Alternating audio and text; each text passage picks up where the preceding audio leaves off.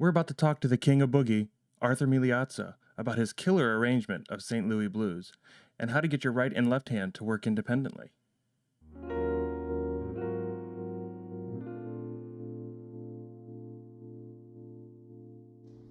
Josh, thanks for having me on today. I'm really excited to talk to you. Honestly, like some kids had their like baseball heroes as a kid that they all wanted to meet. I wanted to meet all these boogie blues piano players. That was my thing. I was taking classical lessons and learned how to play bumble boogie through one of my lessons, and ever since then I was hooked. Like, What did your classical teacher think of she couldn't keep up with me, to be honest. that? I thought I was a better player than I was, and I used to play what I was like Dizzy Fingers and Kitten on the Keys. So I wanted to play the hardest, fastest music possible, but not play any of it well. I wanted to ask you, like, how did you get started with this style playing? Did you start with like blues and boogie? You know, I took piano lessons, like regular kid piano lessons that, just to get started, not from a serious classical pianist, but just from like the neighborhood piano teacher. So it wasn't until I was 9 I got started with a piano teacher, and she was really cool. She introduced her students to all different kinds of music, and so within 6 months she had introduced me to some kind of a blues, like a kind of a that sort of thing, where the left hand was doing a repeating bass line, and the right hand was just doing some simple rhythmic chords, and I really kind of clicked with it. It was in a kid's book. There were the notes were this big and everything, and it wasn't really meant to be a profound thing, but it had this profound effect on me, and it really made sense that the left hand could do a bass line and get a rhythm started, and then the right hand could do something on top of that. And there was something about just the basic mechanics of that really made sense to me, and she saw how much I liked that, and she introduced me to a blues piano player in the area, and she showed me some left hand patterns, showed me some right hand licks, and I think one of the most important things she did was she got me listening to a lot of these old recordings of blues players, and man, I listened to that thing over and over and so many times it broke. I had lessons with her, and like you said, she wasn't a teacher really. She was a player who agreed to take me on as a student because I was so interested. I had lessons with her once every 2 weeks, and then my family moved to Arizona like a few months later, and there was nobody really out there teaching this or playing this style really. And so at that point, I really was mostly listening and trying to use what I knew already to copy what I was hearing.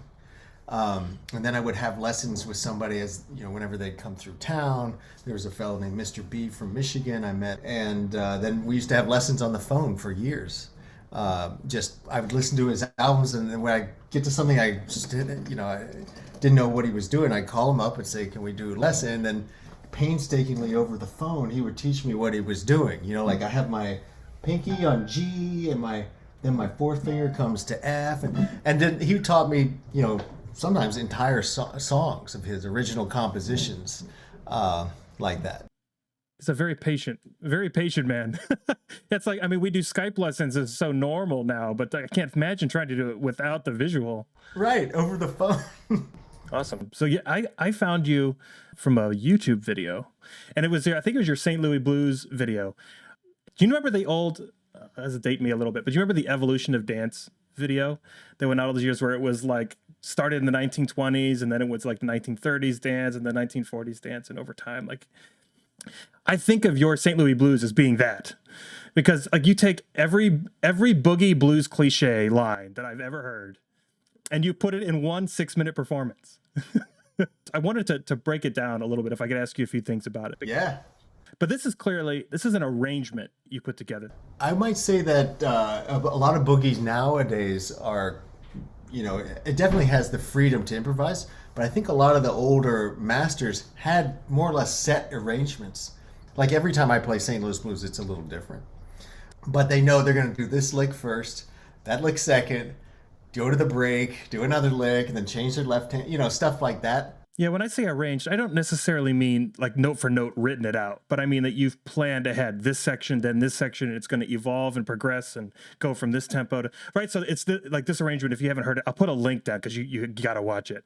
But it starts with the beginning is kind of like this schmaltzy rubato kind of feel, and then I think you end with a whole tone scale.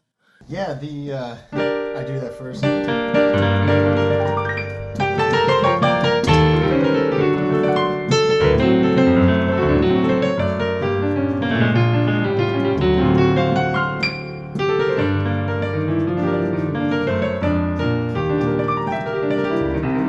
It's basically going through that little melody.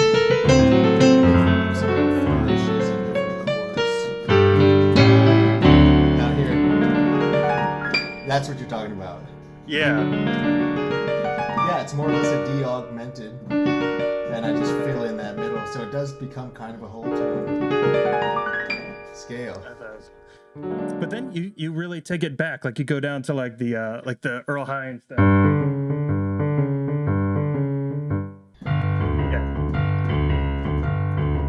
Yeah.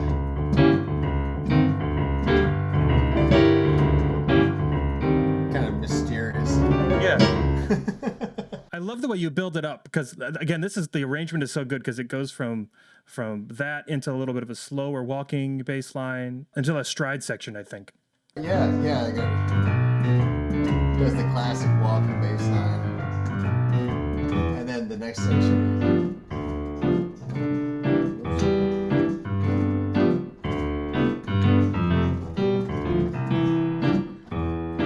That part I definitely took from Bob Seeley. Okay. That's the way he does. He kind of mixes. He goes he does this, and then he goes.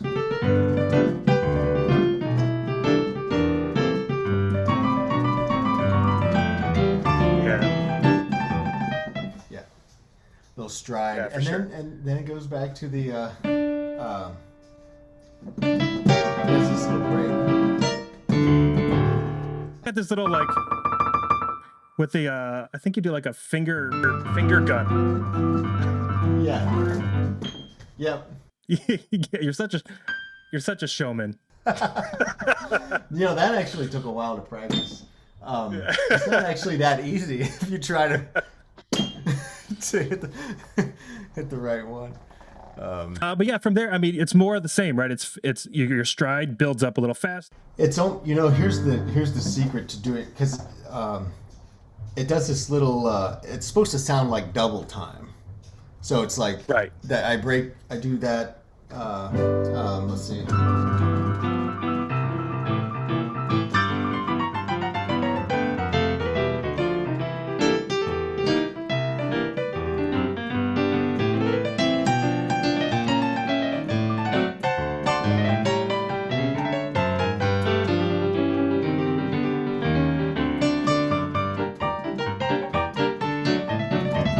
That sort of thing.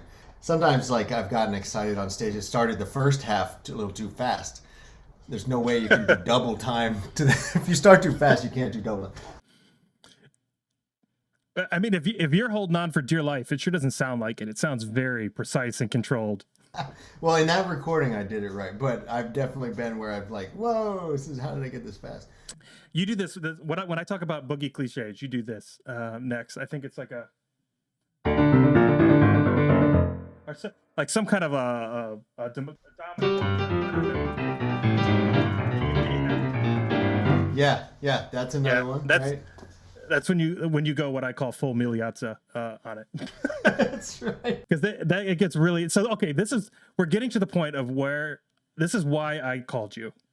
You play this riff, and I know you probably hate watching yourself here, but I'm gonna play it. All right.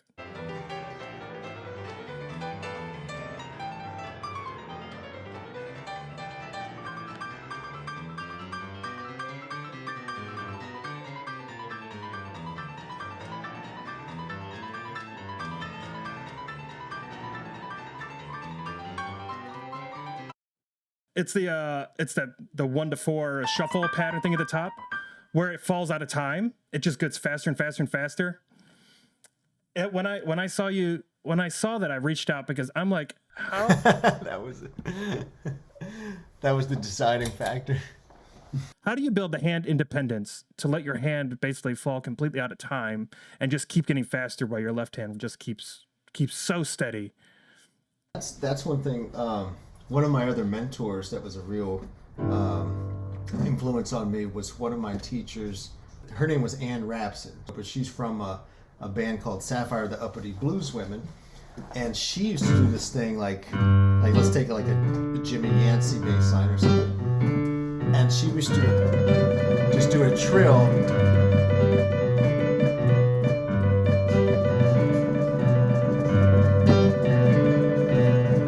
And speed up and slow down her left hand. Right hand, while the left hand stays the same. And so I remember thinking like, wow, that is amazing, because it sounds like two different people. It sounds like they're just not communicating at all. And that really, I practiced that a lot, to where I get any left hand.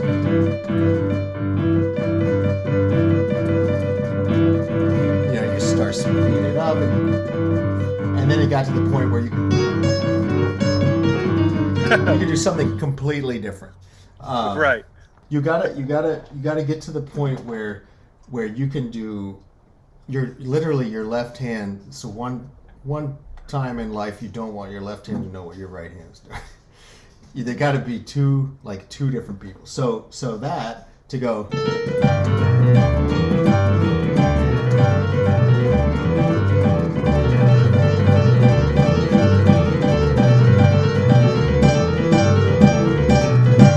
If you could control it by going faster and slower, then you really you look at it from this kind of zoomed out perspective, like I'm listening to somebody else play it on the radio or something. I'm not even playing it. And so all I'm doing is deciding where I want those strong beats to land.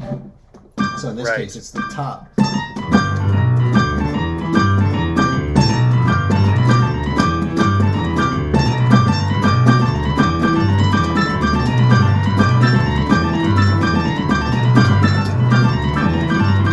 Make it kind of nonsensical by just doing it as fast as I can, and in that case, I'm just kind of, my hands. The thing about it is your hands have to know the pattern, the shape. You can't be thinking about what finger am I using. What you've got to have done that so many times that it's just like getting up and walking across the room. You don't think, oh, I'm gonna bend my foot now, and now I'm gonna put my weight on my right leg. No, you got to be automatic with both hands, and then you can do kind of crazy things like that. You take it out of contact. You just like make it go super fast or slow or crazy, and it's kind of like a special effect. Is the end result. Like also this lick in my book, I call this one lick number 5. It's another one where I teach it as kind of, it's not only a lick, but it's a technique to play these 4 notes with these 3 fingers. Once you get that, you're really just deciding where you want it to start on the B flat, and then the rest of it plays itself.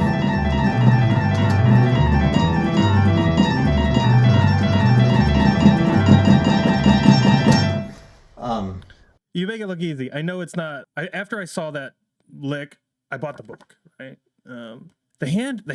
I'm a pretty decent player. I've played most of my life classical technique, and I gotten to the point where my hands together have memorized the piece. Like I can watch TV and mindlessly think about other things and still play Clair de Lune. Right, no problem. But to have my left hand on automatic and my right hand thinking about what I'm going to improvise with my right hand was something totally different. And so this book, I was very pleased to find out, walks you through essentially exactly how to do that. And I don't want you to give away the whole book because I still want people to go buy it, but can you share a little bit about like what process you use to take some new left hand that you don't know and automate it to the point where you feel comfortable with it? Yeah, absolutely. And this was kind of the result of, I kind of came up with this over time after showing people things and seeing what worked, what didn't work. My teacher, I mentioned, Rabson, one thing she would always tell her students was, take your new left hand. Let's choose something. Let's say we're going to do that. And she would say, try to read a book, try to watch TV, try to talk to somebody while you're playing that left hand. And so that was her kind of foot in the door. So I think that's all great, and I recommend you do that. But also, might as well start playing something with your right hand, since that's what you're going to be doing anyway. And I realized that if you can't play these kind of standard, easy rhythms, then you're going to have a hard time playing more complicated things. So I start people out with, I'm just going to play it. I'm in G. See, one of the good things about this boogie style that's kind of going for you is that the left hand usually has a 1-bar pattern. It repeats every measure, right? So it's not like Clair de Lune or any classical piece where it's almost different. Every bar you're doing something a little different. This is a 1-bar pattern. And boogie is usually 8 beats in the bar. So you got 8 notes. That's it. They're repeating over and over.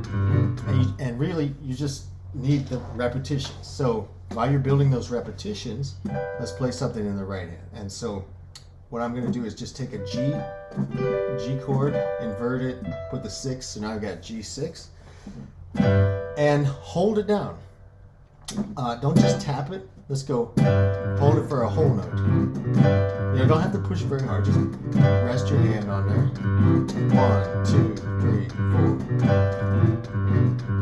If you can't do that, then you need to work on that. Let's say you can do that. Then the next step will be half notes. 1, 2, 3, 4. 1, 2, 3. Then when you can do that, and only when you can do that, we're going to go to quarter notes. Then 8 notes. Keep in mind this is swing 8 notes, the same as the left hand. 1, 2, 3. And then as a kind of final step, let's put triplets in there. 8 note triplets. So that's kind of almost the first test I put any new left hand that I'm learning.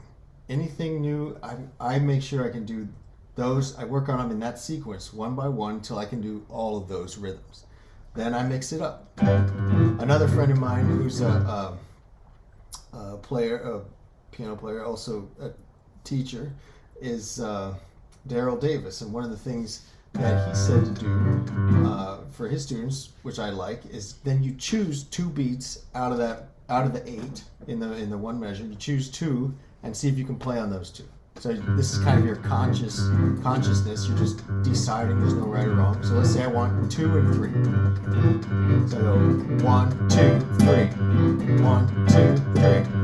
1, 2, 3. Maybe I want 4 and 1. 1, 2, 3, 4. 1, 2, 3, 4, 1. Maybe I want an and of 3 and 1. 1, 2, 3, and 1, 2, 3, and 1, 2, 3. So that you can kind of test yourself, and by the time you can do that pretty easily, in the meantime thinking about what you're going to play next without stopping the left hand. That's a big thing. You don't want to. You want to go, okay, I got that. Now I'm going to do half notes. Let's see, that's 1. Maybe the first time you do that, but when you got it, you don't want to stop your left hand in order to think.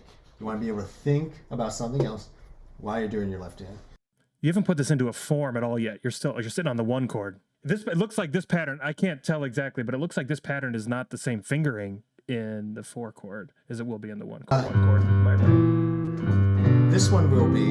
It's this one's this. Oh yeah, it will be. Yeah, in D, it's not. Yeah. Okay. You almost got to learn it again. For something like D, yes. Yeah. But you know what? Most people just kind of cheat when they get to D. If they're doing that left hand in G blues, they would do something else like.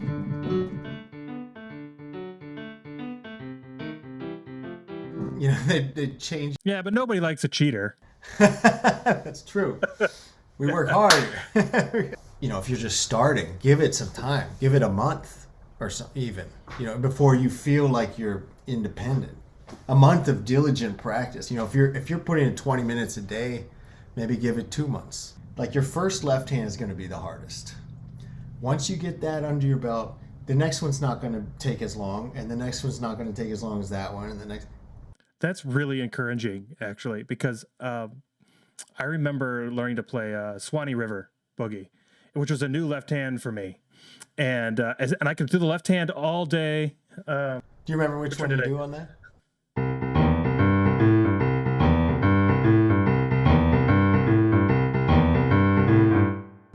Nice. And I remember I could do that. I did it all day. I could do what you'd like talk about. I could watch TV. I could play movies. I could read a book. I could do all this stuff. And as soon as I put the melody with it, it was like my brain just stopped. And I was like, why? I can do it. My left hand can do it. And when you added the half notes and the quarter notes, and then I think you do triplets in there. It is hard. The first one's hard. It's one of those things. I don't know. For me, I thought it would be easier than it was. Do you lose these left-hand patterns? Like, if you learn a new one, does an old one like fall out of your head and you have to like relearn it again? No. I played the Bumble Boogie, right? We were playing. I mean, it's been 20 years, and but since I learned that ostinato, I can still do it. That's right. Yeah. It's in a very real way, it's like riding a bike, because what you think about, like, different part. When you're thinking about what you're doing, you're using a different part of the brain than when it's become automatic.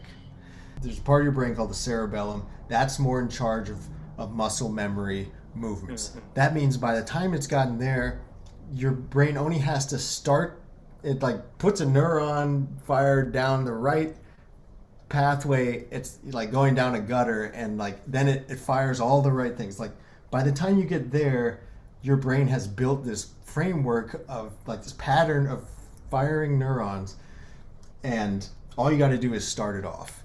Until it gets to that point, you got to think about each thing individually, and it takes work and it takes time. But once it's in there, that pattern is gonna be in there for maybe for life. But if you don't play it for a few weeks, or if you learn another one, it doesn't go away. That framework is still in there.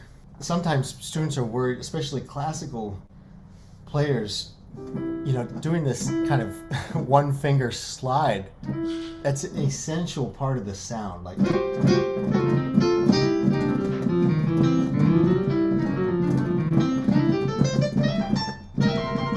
that sort of thing, where you're using one finger to play two notes. A lot of that goes so contrary to what classical players are taught. Like, I tell them that just because they learn how to do this doesn't mean they're going to forget how to play with two fingers. My hands know probably 3 or 4 fingerings for everything I play. The blues is kind of built around those, C, F, and G, and maybe A. And there's definitely certain keys that are more used than others.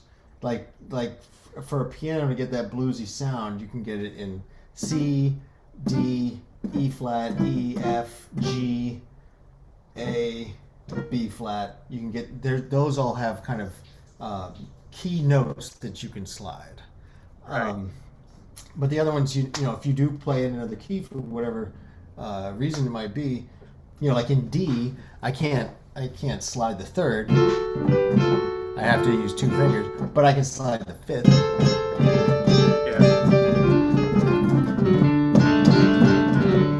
So it just gives you kind of a different, you can do different licks. You just do kind of different sounds. If I'm playing this lick, depending on what I'm going to do next, I might use a different finger. I might use those fingers instead. It is, I guess, intentionally a little sloppy. I love Albert Ammons and Pinetop Perkins and James P. Johnson and all those guys, right? But if you listen to the recordings, they're not classical players. They're not that precise and rhythmic. They're sloppy. Well, I think the word I use for that is dirty. Is what you want it to be dirty, not necessarily sloppy, but you want to hear that kind of dirt and that grit, and that's why we listen to blues. That's why we love the blues. Is we love this kind of. It's more about the soul and the suffering and the expression of joy. How you turn your suffering into joy and dance to it and everything. It's more about tapping into those deep emotions than about technique, for sure.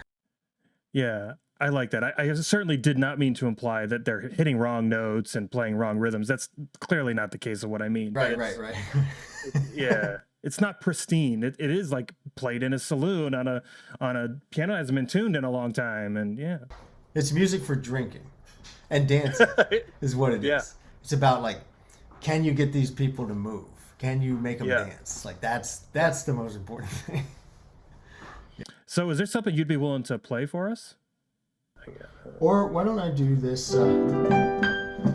There's a great one of the essential kind of boogie woogie canon pieces is by Migliazza Lewis called the Honky Tonk Train, and that's not really a fast boogie. It's kind of it's a shuffle.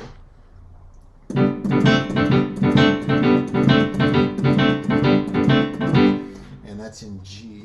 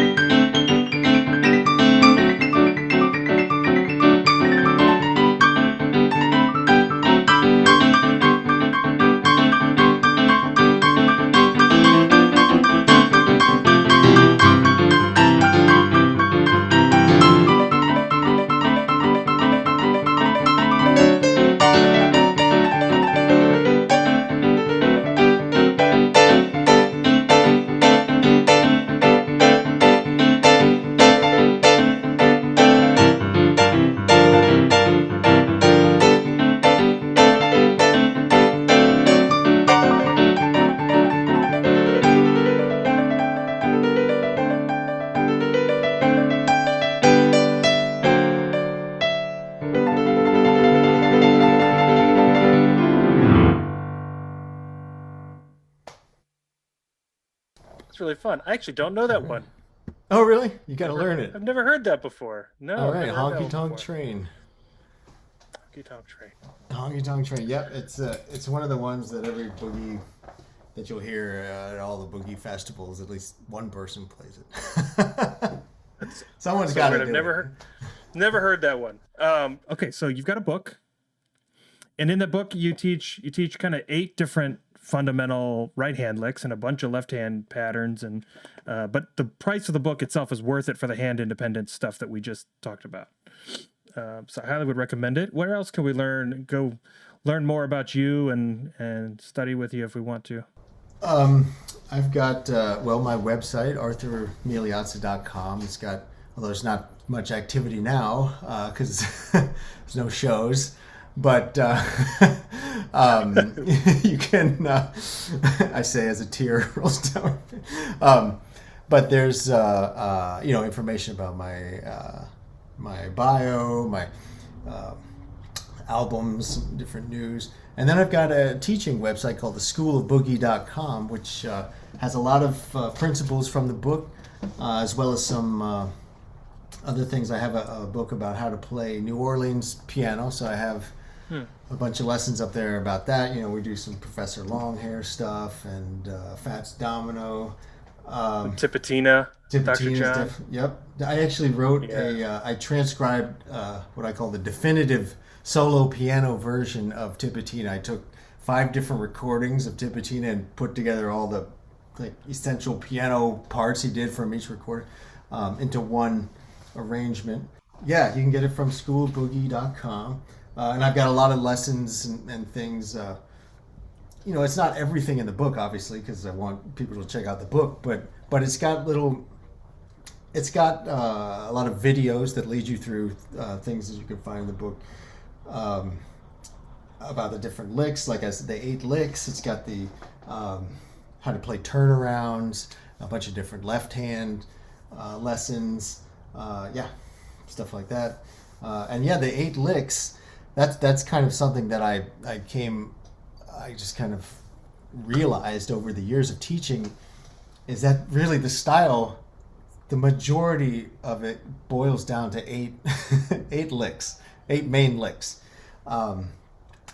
And when I say that, there's like a little footnote that each lick can have infinite variations to it.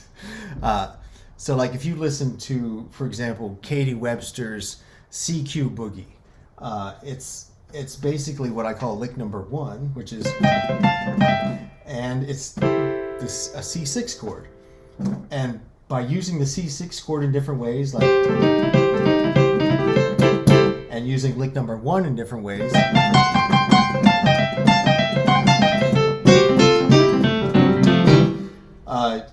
she gets a whole song. And a lot of people have built really, if you look at the past players, they have maybe 2 or 3 licks that they really like, and that's what they use over and over again. But it sounds...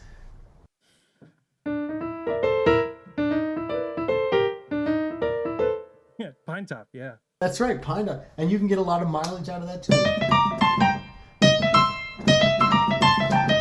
That's another way to play it. That's another way to play it. It's like you can get a lot of different sounds from using the same exact notes in different ways.